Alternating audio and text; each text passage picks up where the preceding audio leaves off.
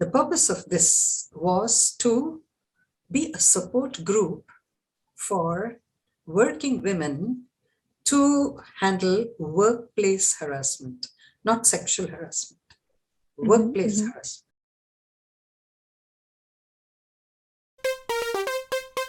From the Garden State, New Jersey, from one mom to another, it's time for Mom's Talk. Here's Avani. Welcome, Supermoms, to Mom's Talk. I'm Avani, your show host, and our today's Supermom guest is an independent journalist. She's an author and the founder of Guild of Women Achievers. Welcoming Chaya Srivatsa. Welcome to the show, Chaya. Thank you. I'm loving it. Same here. Same here. Chaya, this organization, Guild of Women Achievers, what is the focus of this particular organization? I can see that it's about women, it's about high achieving women. What is the focus point of this? Okay, I've got to give you a little bit of history. Okay.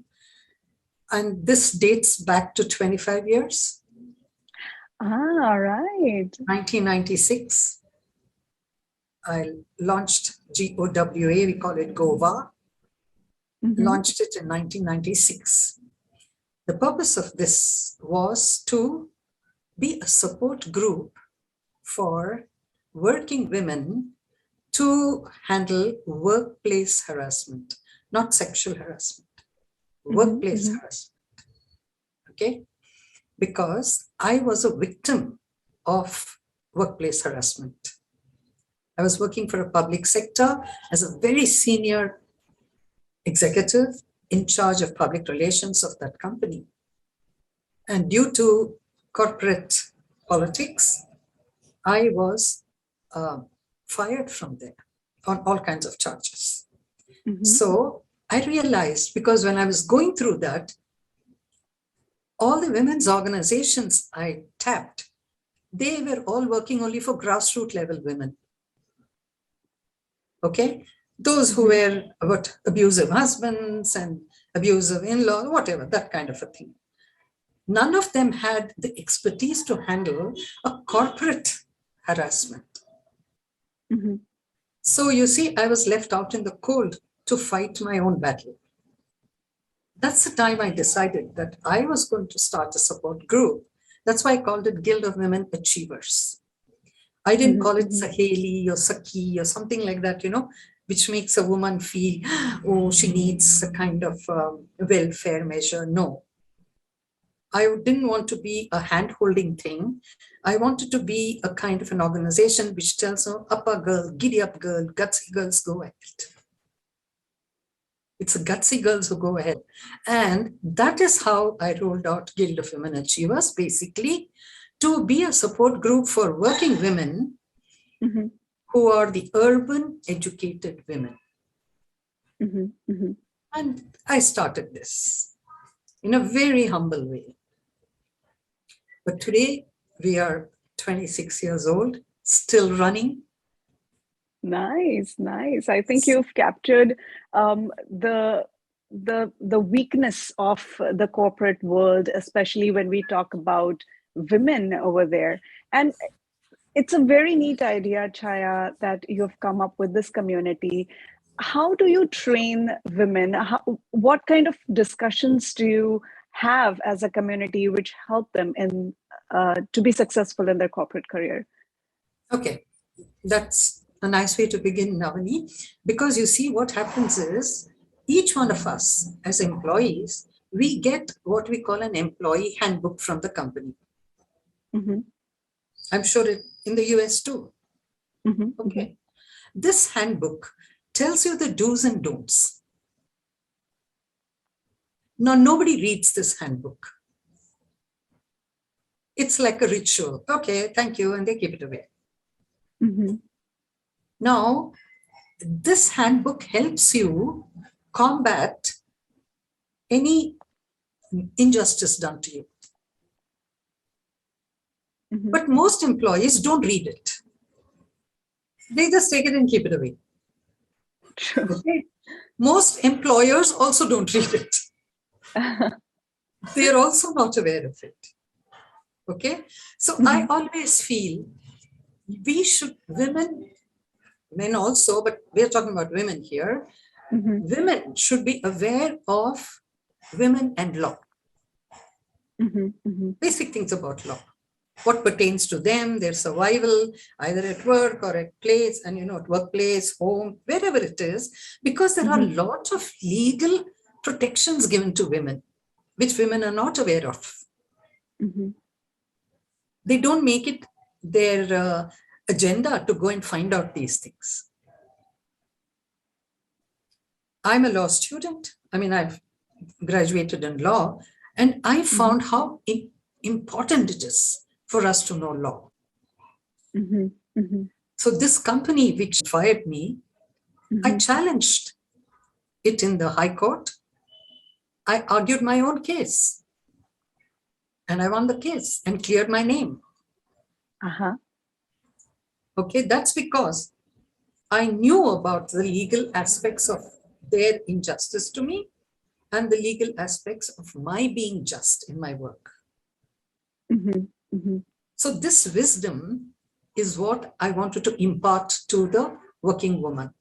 So what would be your suggestion for the women to when to stand up, how to stand up, and what kind of a thought process do they need to keep in their mind while they are working in a corporate environment?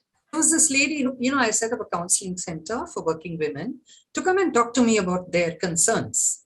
So there was this lady who came and told me she was accused of stealing her boss's laptop. So I asked her, did you do it? Did you do it? Did you do it? Because I told her, if you need any kind of assistance, you need to be like you are to a lawyer, a doctor, or your priest, even to a counselor. You've got to be truthful. Then I can find a way for you. She said, no, ma'am, I did not. I said, okay, now let's get to it. Why did he say you stole it? It's because I leave the office last. All right. Do you have the key to his room? Yes. Who else has the key to the room? The security. So you see, there's another suspect. Yeah. It's not necessary. She said, ma'am, I never thought about it. You see, you don't think about this because you're so concerned about your own problem. That is why it is important to come to a counselor, because the counselor takes an overview. She got cleared of it. They found that security guy, and the boss asked her, how did you know he did it? She said, I didn't. My counselor told me. Okay. Yeah. So I always suggest to women, please do not shy away from reaching out for help from a professional. Don't go to your neighbor or go to an aunt or go to a good friend, your bestie. No. Because all their advice will be one-sided. It's only a counselor, or I won't use the word therapist. I would say a life coach or a counselor who would have an objective look at the whole problem. At the risk of being booed by all the HR people, that's the last department you should go to. Because they are busy hiring, firing, calculating comp benefits, finding out what they can find fault with you. I'm afraid HR courses don't teach them empathy. They don't teach them sensitivity. They only teach them the legal aspects of HR. And most HR people are very young people. They have no experience in life. Many of them, it's their first job, raring to go. I'm telling you out of experience because I worked for an IT, very senior IT company for 10 years as a life coach for over 25,000 youngsters who were recruited to do a course in coding and programming. They came to me with their problems. They didn't go to HR. So what I tell them is, first, look back as a witness to whatever is happening. Mm-hmm. Don't get emotionally involved. Mm-hmm. Okay. See, I'm a great follower of the Bhagavad Gita as a management book, as a management tool, in which Krishna tells Arjuna, don't fight the war with emotion. That's my cousin, that's my guru, that's my uncle, that's my so-and-so. No. In the battlefield, they are your enemies. That's it. Mm-hmm. And you, as a warrior, have to do what a warrior does, kill the enemy. There are no relationships in a battlefield. So also, here, look at your problem in a very rational way, not in an emotional way. Why is this happening to me? It shouldn't happen to me. My God, I'm crying. Everybody says, don't cry, don't, and all the women support you when you're crying. But when you're fighting, nobody will support you. Mm-hmm. Mm-hmm. This is my experience. See, whatever I talk is what I've gone through. Mm-hmm. I'm not giving you management BS. Mm-hmm. Okay? I'm giving you experiential wisdom. Mm-hmm. So as I said, when I went to the women, they didn't support me. Mm-hmm. I had to find my own solution for it, which I did. And which is what I'm telling other women how to go about it. Okay? So I tell women, find out what are the women's organizations around you. Okay? Mm-hmm. Just keep in touch with them. Don't go when you're in trouble. Go as a working woman. Mm-hmm. It isn't below your dignity to do that. You could go as a volunteer for other women, right? Do something good for others, not for my husband, my children, my mother-in-law, my sister-in-law, blah, blah. We are so involved in all these things. Mm-hmm. Step out and look at the world, and that there are other women with more problems than you have. Women are very self-centered. Mm-hmm. As long as my husband doesn't beat me, that man can thrash his wife. I don't care. You get it? Yep. That is true. I think we all need to support each other. We all need to get the exposure of what women are doing. How are they handling the situations? Absolutely. You can get that only if you are connected with the women's organization. Mm-hmm. Be there as a volunteer. Go once in a month or twice a month or sometime there to just help them data entry. Kuch karke na, because I've had volunteers, you believe me, Avani, from Australia, from Denmark, from Germany, from the US, who've come and stayed in my organization for 2-3 months. And in my office, I always had a guest room for them. Mm-hmm. Okay. They learned a lot from me and went. Because they were not exposed to NGO, women's NGO. So they followed the way I was handling all this and whatever. They said, this 2 months with you has been a tremendous eye-opener. They said, I want to open it up again now, because now that pandemic thing is dying down, I want to now put back on our website saying volunteers invited. Mm-hmm. So it's very important for women to get connected with women's organization, find out what they are doing, so that if and when you're in trouble, you know where to go. True. If your friend or somebody is in trouble, you know where to take that person. Mm-hmm. Don't think only of yourself. Yeah. Absolutely. I completely agree with you on that fact. And Chaya, you have been very successful in the corporate world. You have been a journalist for such a long time. How were you able to achieve this success, Chaya? You've been a journalist, you've been into the corporate world, you've been so successful. Okay. I won't use the word successful because success is defined by others. Mm-hmm. Okay. If you hold a trophy and Success is defined that way, For me, whatever I've done in all these various, I was in academics first. I was a lecturer in English in Bombay for 10 years. I was also a lecturer in journalism. Then I joined a corporate world as setting up their advertising department. I worked for Taj Group of Hotels as an advertising consultant. I worked for Eureka Forbes. As I said, I set up their advertising department. So I had different kinds of experience in different kinds of companies. Okay. And I worked for a public sector, which was a totally different way of working. I was a deputy general manager there and chief of public relations of a company which had 16 units all over the country and world. I took care of the PR of the entire company.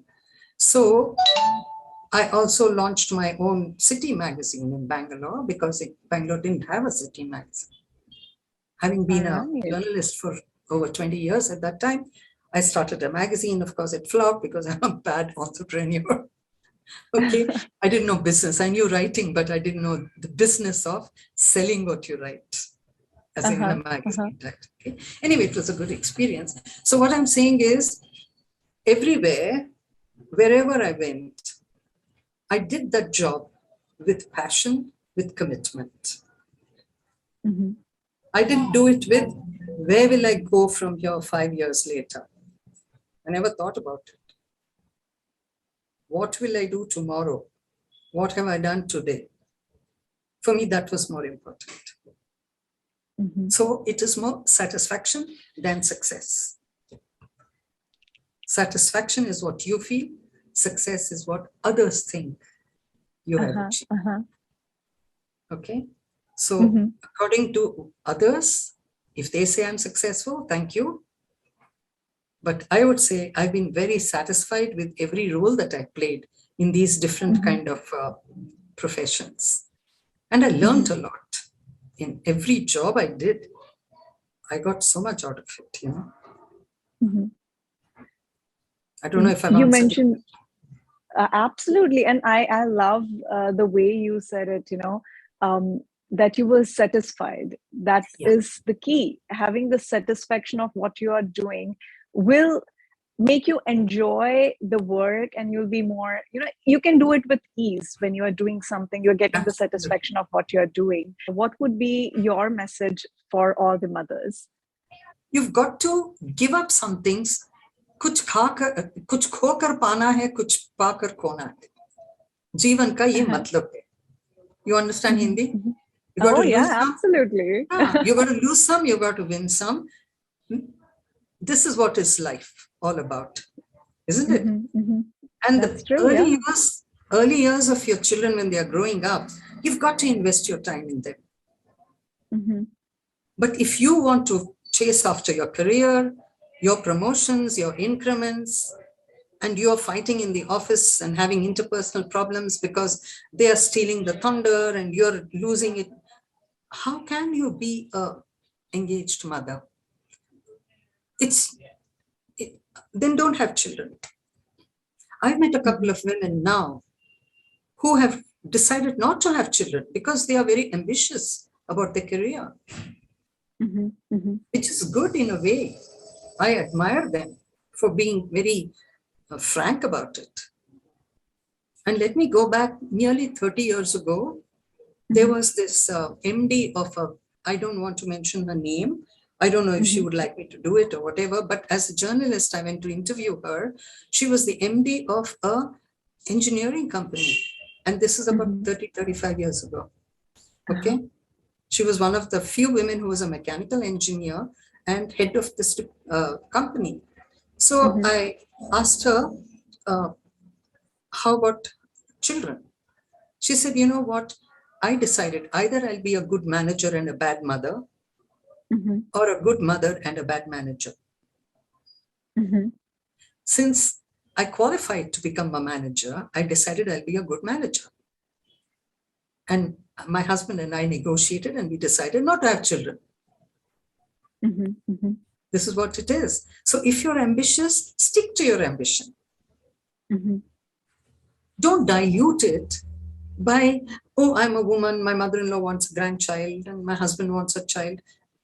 Sort out all this before you get married. Mm-hmm. Okay, don't make it an issue later. Sort it out and say, see, I'm ambitious. I'm career-oriented. If it works, then you get into that relationship. Otherwise, don't. Mm-hmm. Be truthful to yourself. I think that is the most important thing, being truthful to yourself. Absolutely. How Yes. much can you do? Where does your satisfaction lies? Where do you draw And- the line for yourself Exactly. and for the rest of the world? Okay. Mm-hmm. Mm-hmm. So you don't have to, the prototype of women, motherhood, blah. No. Motherhood is not a status. Motherhood is an aptitude. Uh-huh. Uh-huh. You have to have, because it involves a lot of sacrifice in a way of your time, of your own ambitions. So many things it involves. And if you're not prepared to do that, don't do it. Mm-hmm. Again, be truthful to yourself. That's Very what my true. book talks Speaking- about. My latest book is called Bringing Up Boys. All right. Yeah. Yeah. So that's the book where I talk about motherhood, a lot about it. And especially when you have boys, you've got to Mhm. give a different narrative now. Boys have to be Absolutely. brought up in a different way now. So the book talks about that. Lovely. Lovely. I would love to read that book, Chaya. It's on Amazon. All right. Got it. Got it. It's also on Kindle and ebook and all that's available. It's in its forms. But do read it. It's not because I'm saying it, but I've interviewed 10 other mothers with boys who have also spoken about it. I wanted to ask you one more thing, Chaya. It's true that we should stand up for ourselves. We should fight for our own rights. But when do you actually stop fighting? When do you draw that line? When do you say that, okay, it's because it's another journey, when you're standing up for yourself and you're fighting, when do you actually say that I got to stop now? Here is where I need to put my foot down and stop everything. I used to be written about quite often by other journalists because I fought my case and I won it against a big giant. Okay. Mm-hmm. So one of the headlines of one of the journalists wrote was "First Class Fighter." I never looked at myself as a fighter. Okay. I said, oh, well, that's a nice title. Bold letters and then my photograph, all about me or whatever it is. Okay. See, what happened was I won the case and cleared my name. All right. In the High Court. But the company's izzat was at stake. Uh-huh. They had lost. They went on appeal to a second bench. Okay. The second bench said, we are going to quash that decision. Now, what do? I went to the Supreme Court. I didn't want to give up. I said, okay, I've cleared my name. Now I'm not bothered about anything else. But now I want to see to the logical end. So I went to Delhi. I went to the Supreme Court. The Supreme Court didn't even open my case. They said, oh, it's a domestic matter. We shouldn't bother about it. I said, excuse me. They just shut in. Next case came. But I just sat there in the Supreme Court of India, looked around. I said, oh, this is the apex court. And I've reached here. Good for me. I walked out. Okay. I didn't get reinstated because the Supreme Court didn't finalize it for me. All right. It didn't matter to me, but I cleared my name in the first case itself. For me, that's what was important. So you should pick your battles. I didn't want to withdraw. I took it to the last bit, to the Supreme Court. I took it there. And if that's the way Supreme Court functions, good for them. But I'm not going to let it bother me. I had already rolled out Guild of Women Achievers by that time. I was already busy with that. And okay, my attention was totally diverted towards the positive things now, but I had to see it to the end, right? But I also gave it another shot. You know what I did? I brought out a book called Corporate Draupadi. Corporate Draupadi. Yeah, I aligned myself to Draupadi, who was being disrobed in the bari court of the king, and how all the directors, everybody sat there looking at it without doing anything. And that time there was Sri Krishna to help her. This time, though the Supreme Court judge was Sri Krishna, his name was Sri Krishna. All right. This is Kali Yuga, and this Krishna didn't help me. I wrote it. I wrote every person's name in the company who did what to me. It was like a catharsis. Not out of vengeance or spite, just factual. It was like the Kashmir files. Factuals. Just facts. I never did any judgmental statement in that book. I printed it, I published it, many people bought it. I'm sure the people who were involved also got it because their names are there. That was my final conclusion of that chapter. See, I still won. Yeah. And in spite of being a fired, dismissed employee of a big company with everything like that, this IT company brought me here as a life coach. They said, we need a woman of your caliber, strength to be with our youngsters. Absolutely. I thought that was the greatest award I got for what they did to me. And I'm thankful to them for doing what they did to me, because they say God does something to you so that he can do something through you. There's a famous statement of Joyce Mayer. I keep listening to her. She's a great orator. Okay, I love that sentence of her. Yeah, I got this dismissal and everything because of that I started Women Achievers Guild. Because of that I could help so many women. So you see, that happened to me, so that through me something else better could be done. Absolutely. So my message to women is, don't cry over something that's happened to you.